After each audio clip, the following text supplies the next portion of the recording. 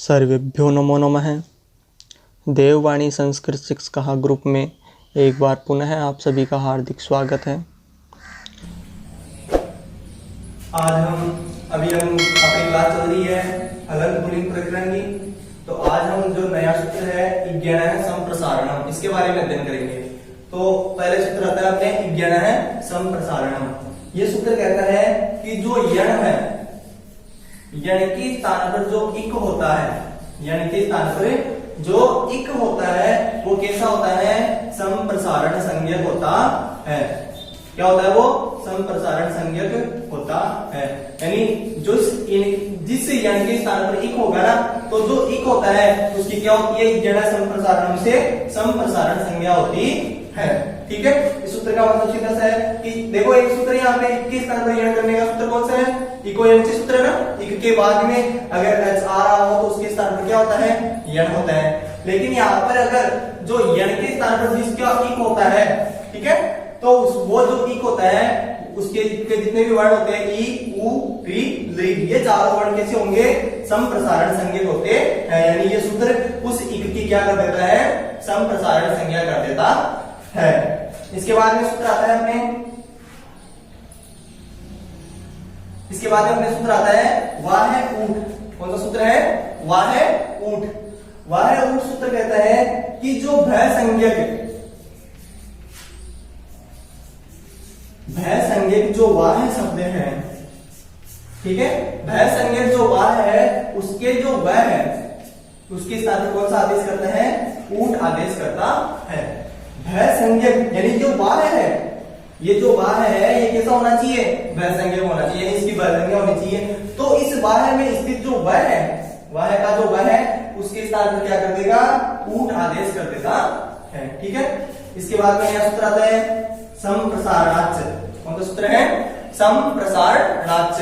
ये सूत्र कहता है कि जिसकी संप्रसारण संज्ञा हुई है, जैसे इक की संप्रसारण संज्ञा हुई थी ना, तो जो इक है, तो जो संप्रसारण है संज्ञक है, उसके बाद में अगर कोई अच है, उसके बाद में कोई भी स्वर है, अच है, तो उन दोनों का क्या होता है? पूर्व रूप आदेश हो जाता है। तो इधर जो संप्रसारण संज्ञक वर्ण होगा उसके आगे जो अच वर्ण होगा तो दोनों मिलके पहले वाले का वर्ण बन जाता है। पूर्व रूप का आपको बता रहा था, यानी पहला वाला वर्ण बन जाता है।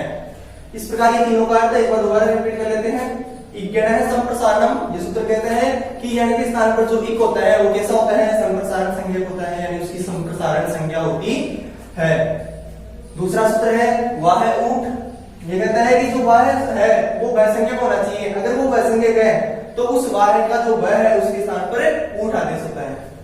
इसके बाद में संप्रसारणाच्च सूत्र कहता है कि जिसकी संप्रसारण संज्ञा होगी उसके बाद में अगर अच है तो उन दोनों का क्या कर देगा? पूर्व रूप कर देता है। इसके बाद में अपने रूप सिद्धि बनती है इसकी, ये रूप बनता है इसका विस्मभु है। कौन सा रूप बनता है? विस्मभु है। ठीक है, तो इसका विग्रह होता है विश्वम वाहयति। विश्वम वाहयति, इस विग्रह से यहाँ पे फिर बाद में वाही शब्द रहता है, वाही धातु रहती है, उसका क्यू प्रत्यय करते हैं। क्यू प्रत्यय आपको बता रखे हैं, क्यू प्रत्यय आता है और उसका सर्वापहारी लोप हो जाता है, यानी उसका सारे क्यू का क्या होता है? लोप होता है। ठीक है, तो इस प्रकार से विश्वम वाहयति इस विग्रह से इसके बाद में क्यू प्रत्यय करने के बाद उसका सर्वापहारी लोप, इस सर्वापहारी लोप हो जाता है। तो वाही धातु रहती है। कौन सी धातु रहती है? वाही धातु रहती है, उसके णी का भी क्या हो जाता है? लोप हो जाता है। तो अपने पास शब्द रहता है विश्ववाह। शब्द कौन सा रहता है? विश्ववाह शब्द रहता है। तो यहाँ पे विश्वम वाहयति विग्रहात और क्यू प्रत्यय करेंगे। क्यू प्रत्यय करने के बाद उसका सर्वापहारी लोप कर देंगे, वाही धातु रहेगी उसमें और णी का लोप हो जाता है। तो वहां पे अपने पास शब्द रहता है विश्ववाह। विश्ववाह है, ये यहाँ से शुरू होती है सिद्धि। ठीक है, वो तो उसका विग्रह था, तो विश्ववाह शब्द रहेगा यहाँ पे। ठीक है, विश्ववाह शब्द हो गया। अब इसकी देखो धातु है इसमें, तो प्रातिपदिक संज्ञा कौन से सूत्र से होगी? कृत तिथि समास सूत्र से इसकी प्रातिपदिक संज्ञा हो जाएगी। प्रातिपदिक संज्ञा करने के बाद में सूत्र आएगा स्कोप जस्ट मोड षष्ठाव्याम 20 वाला सूत्र। तो वो सूत्र करता है द्वितीया के बहुवचन में। द्वितीय के बहुवचन में विभक्ति आती है अपने षष्ठ विभक्ति। कौन सी विभक्ति आएगी? षष्ठ विभक्ति। तो रूप क्या बन जाएगा? विश्ववाह प्लस षष्ठ। इसके बाद में षष्ठ है, षष्ठ का अनुबंध लोप कर देंगे तो इत संज्ञा करना बता रखा आपको। षष्ठ की इत संज्ञा होती है तो क्या बचता है? तो जब षष्ठ की इत संज्ञा करते हैं तो बचता वहां पे अपने पास अस। तो यहाँ पे रूप ये बन जाएगा विश्ववाह प्लस अस। ठीक है, अब देखो विश्ववाह प्लस अस ये रूप बन जाएगा। इसके बाद में सूत्र आएगा यची भम। कौन सा सूत्र आएगा? यची भम। यची भम क्या कर देगा? इस वाह शब्द सॉरी वाह जो धातु है शब्द है इसका क्या कर देगा? भय संज्ञा कर देता है। यची भम क्या कर देगा? इसकी भय संज्ञा। तो मैं यहां लिख देता हूं भय संज्ञा कर दे। भय संज्ञा का मतलब आप समझ ना कि यची भम से क्या किया अपने? इसकी भय संज्ञा की है। इसके बाद में सूत्र आएगा इज्ञण है संप्रसारणम। कौन सा सूत्र आएगा?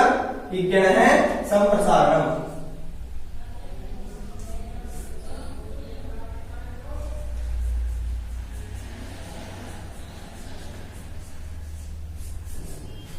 कृपया वीडियो को पूरा देखने के बाद लाइक के बटन पर जरूर क्लिक करें, जो आपके बाएं दिशा में लाइक का बटन है, इस पर जरूर क्लिक करें।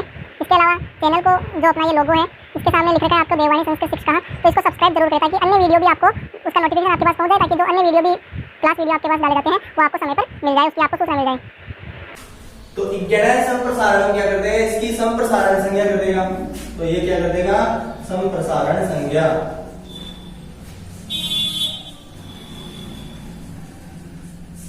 ठीक है, तो इज्ञण संप्रसारण से इसकी संप्रसारण संज्ञा होगी। इसके बाद में आपको भय संज्ञा होगी बारह की। ठीक है, तो वहां पे सूत्र आएगा वह है ऊट। कौन सा सूत्र है? वह है ऊट। तो वह है ऊट का मतलब क्या बताया था कि जो भय संज्ञा वाह होता है, तो यहाँ पे जो वाह है इसकी भय संज्ञा कर दी यची भम से, है ना? तो ये वाह क्या हो गया? भय संज्ञा हो गया।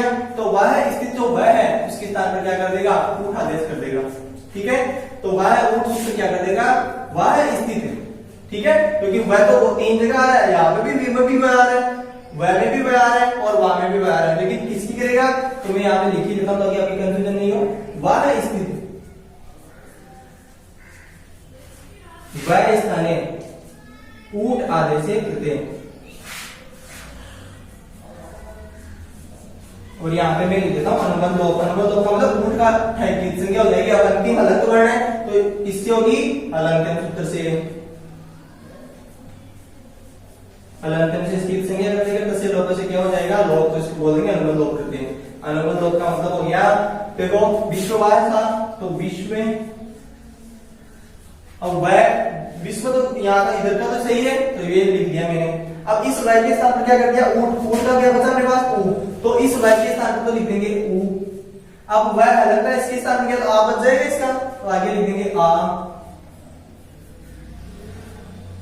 और आगे हलंत है तो विश्व ऊ आ है प्लस अस, ये स्थिति बन जाती है। ठीक है, इसके बाद में सूत्र आता है संप्रसारणाच्य। कौन सा सूत्र आता है?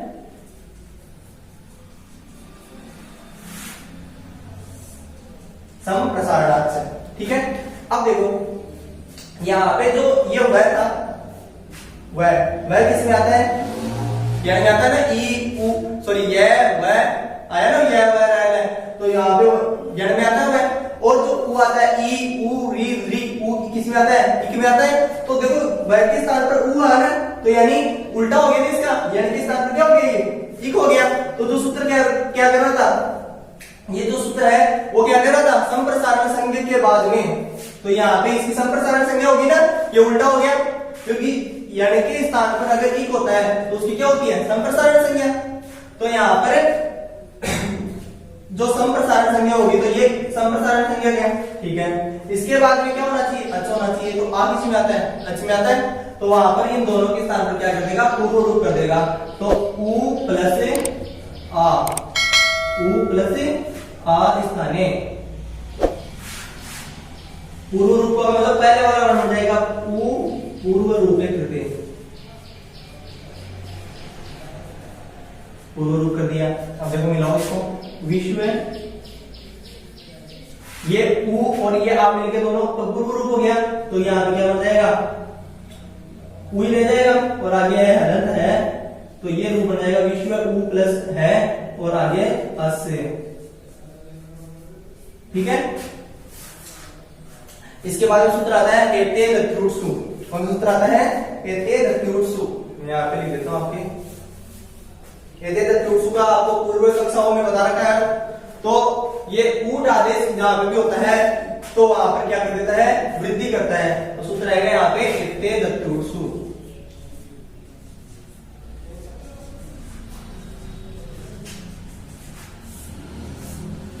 इति सूत्रेण।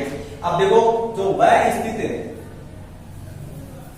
इति सूत्रेण वह स्थित है, ये वाला वह स्थित है और आगे क्या है? ऊ। तो वह स्थित है प्लस ऊ स्थाने, दोनों की वृद्धि क्या होगी? औ। तो औ वृद्धौ कृते, दोनों क्या कर देगा? औ वृद्धि। अब देखो 20 10 है, इस ए और ऊ के स्थान पर क्या हो गया? औ वृद्धि होगी। तो वह तो हलंत हो गया एक बार, तो वृद्धि क्या होगी? औ। आगे क्या है? हलंत है और आगे क्या है? अस। ये रूप है। ठीक है। अब मिलाओ इनको 20 वह में अब मिल जाएगा तो वो बन जाएगा, है में है मिल जाएगा तो है पूर्ण हो जाएगा और आगे क्या है? सह हलंत है। ठीक है। तो ये रूप बन जाता है विश्वौस। और अंतिम सकार है प्रातिपदिक का, तो सस्य रुत्व विसर्जित कर देंगे। सस्तु स्वरू से सहकारुत्व और खरवसानी और विसर्जनीय से रहेगा क्या हो जाएगा? विसर्ग हो जाएगा।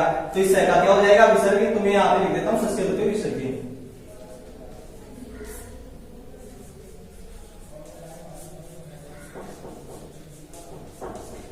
ठीक है।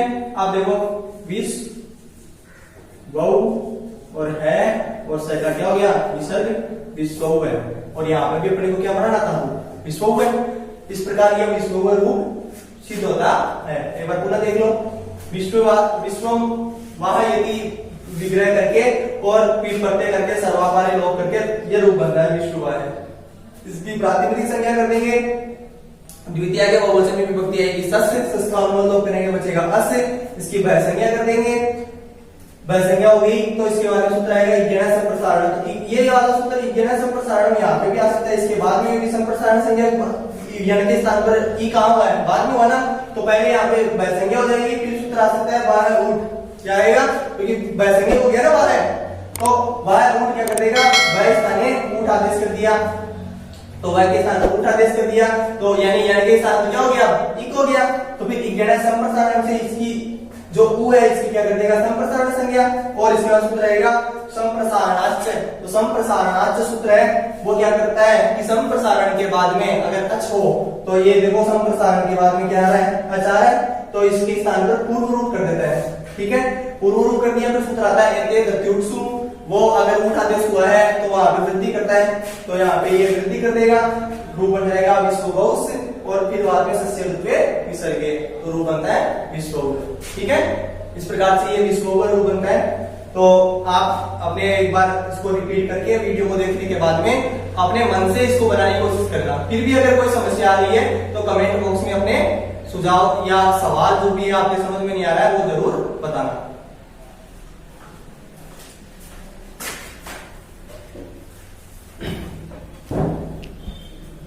उम्मीद करता हूँ आपको आज की कक्षा समझ में आई होगी।